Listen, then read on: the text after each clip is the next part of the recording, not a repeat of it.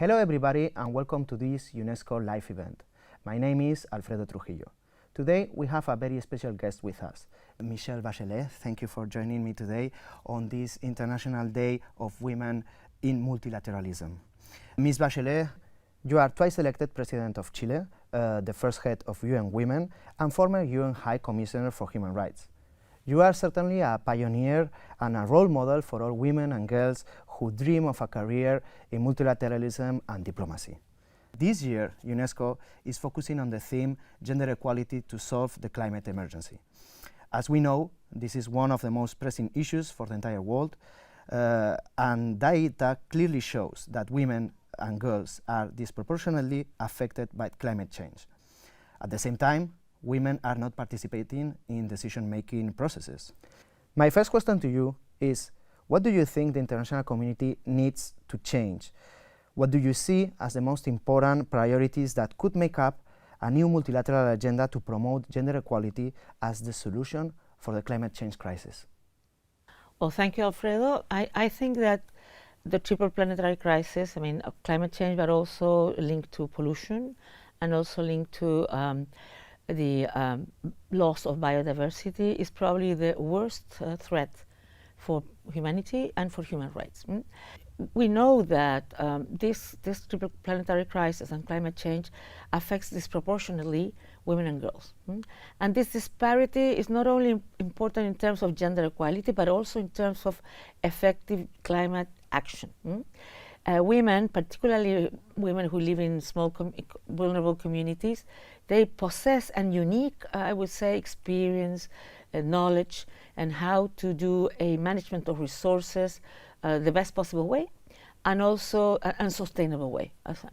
And so if we don't include women in these processes, in particular in decision-making processes, we're losing an opportunity, an important opportunity to solve the climate change crisis and to have effective actions.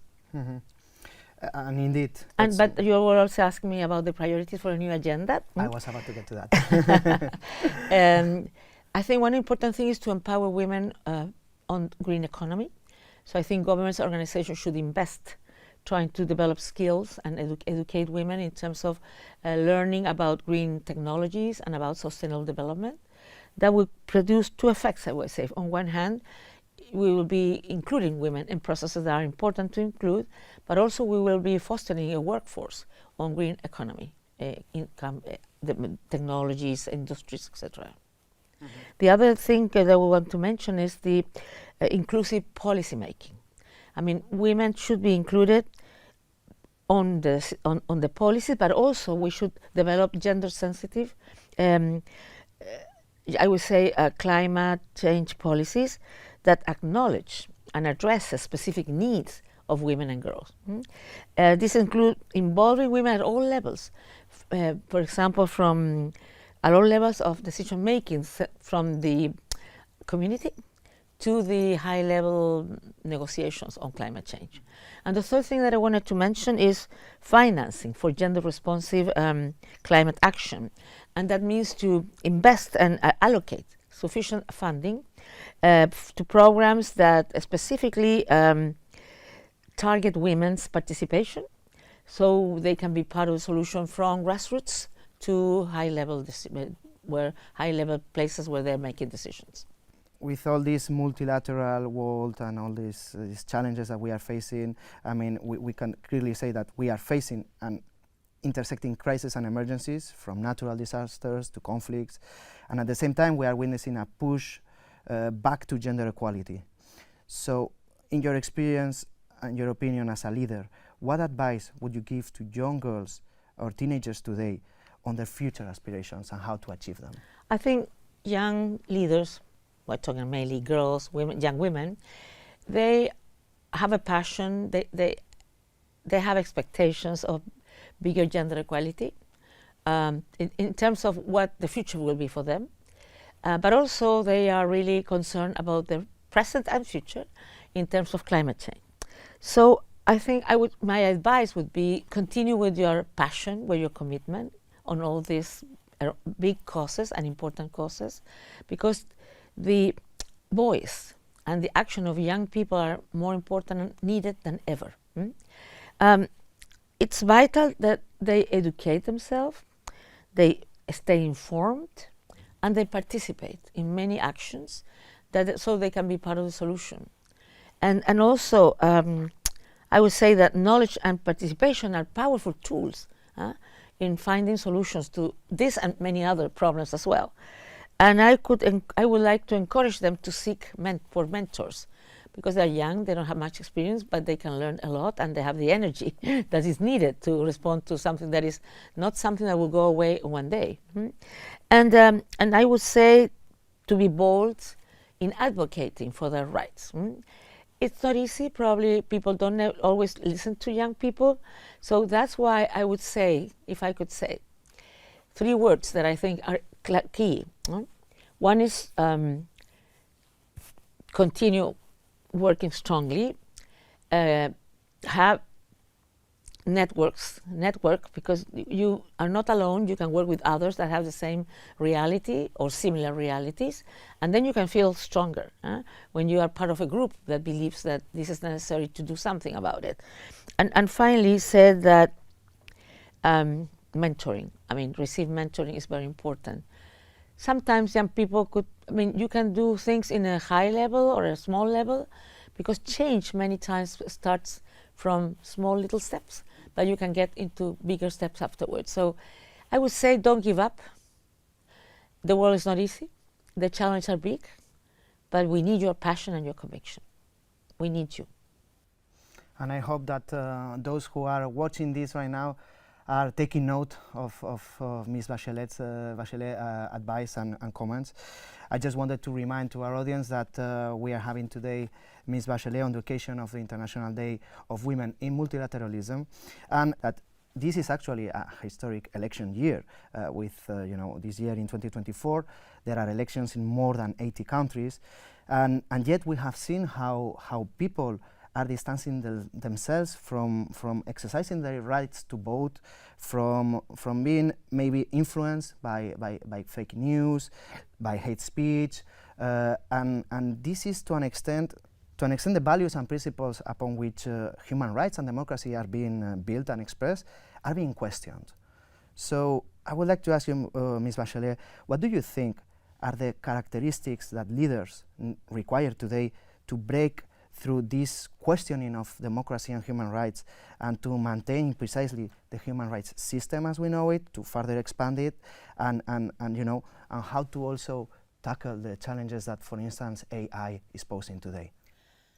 Well, I think that probably people of my age took for granted things that were not there. We thought that peace would be forever, and we have seen a war in Europe and in Middle East. We thought that certain values and principles were, after the Universal Declaration of Human Rights was something that everybody felt very strongly in their heart. We thought that democracy was a system that everybody would believe that it was not perfect, but it's the best that we can have. And I think that we have seen exactly that trend, as you're mentioning, that people are getting away from certain values. But that speaks also about what I believe that a democracy has to be effective and relevant.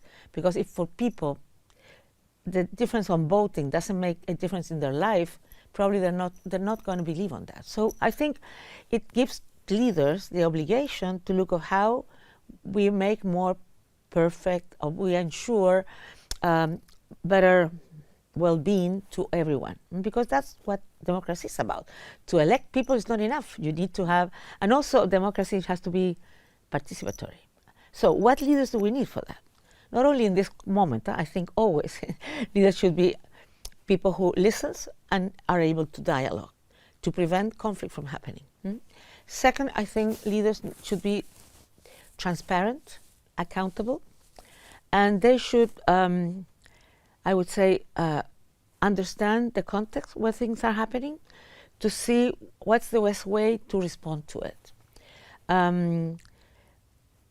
I think it's key that leaders should learn technologies and know how to use those technologies so they can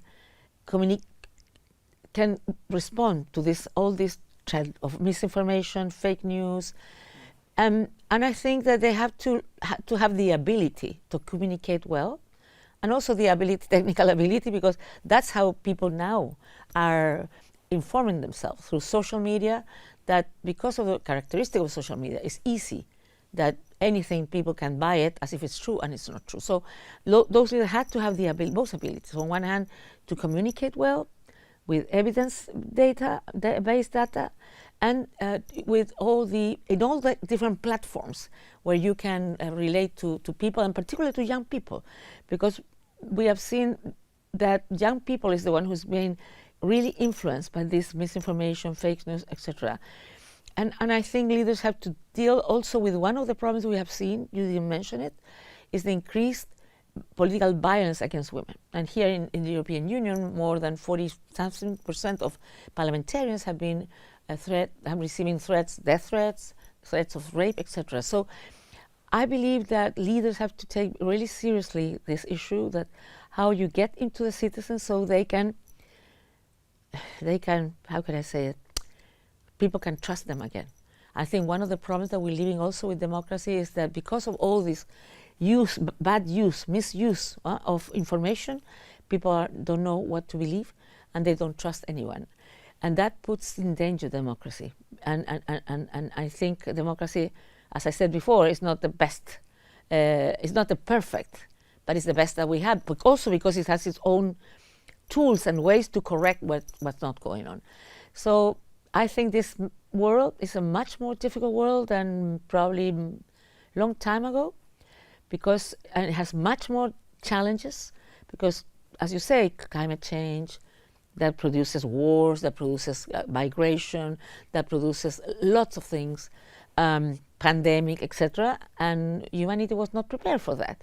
So we need leaders that are able to look at this in a more comprehensive and holistic way to try to find the best possible solutions.